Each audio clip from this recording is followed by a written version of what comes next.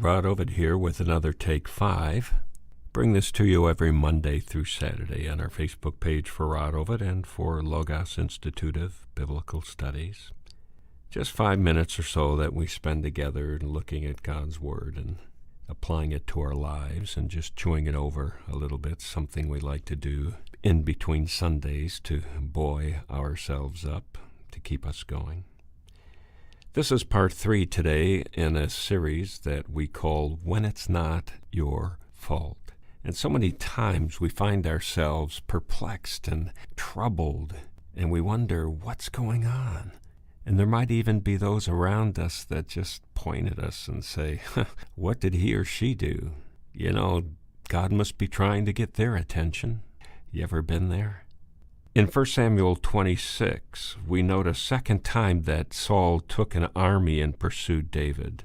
He had 3,000 men following David. I mean, that's a lot of soldiers. These were hand-picked soldiers. And this time Saul became vulnerable as he lay in a tent, and David went down with some of his soldiers and literally got right next to him. Could have dispatched him easily. But instead of killing God's anointed, David spared Saul's life, and out of frustration, David confronted King Saul. He asked, "Why is my Lord pursuing his servant? What have I done, and what wrong am I guilty of?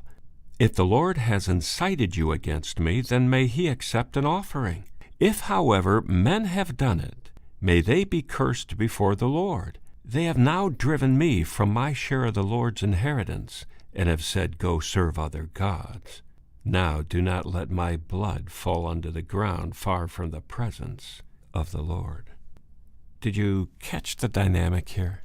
I mean, David's confronting the very source of irritation in his life. He spoke directly to Saul and others that are most likely making Saul jealous, prodding him on in his contempt. There's always those kinds of people around that like to incite things.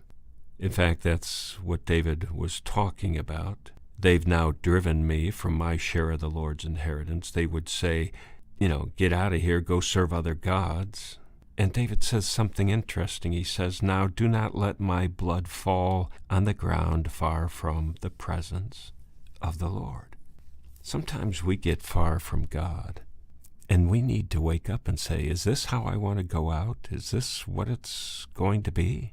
Is my blood going to be spilt way over here? Am I going to die this far from God and what he wanted me to do?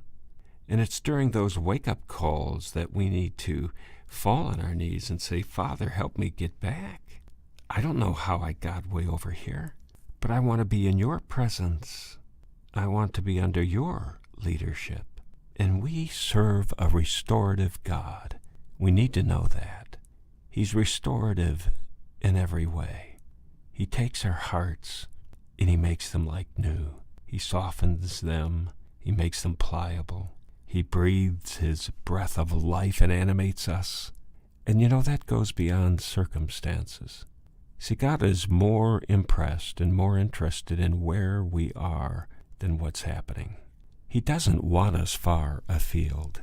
He doesn't want us in some strange other land. He wants us close to him. And if the circumstances we are in seem to repel us, and we feel like we just can't get back, we need to stop and say, "Father, I want to get back there. Show me the way. Remove some obstacles. In my heart of hearts, let me get near you today."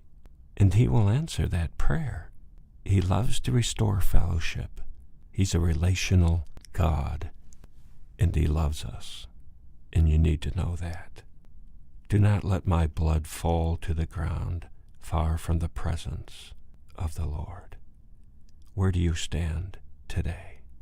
In your mind, in your prayers, in your heart, get back close to God, and he will bless you, and you can have a blessed day.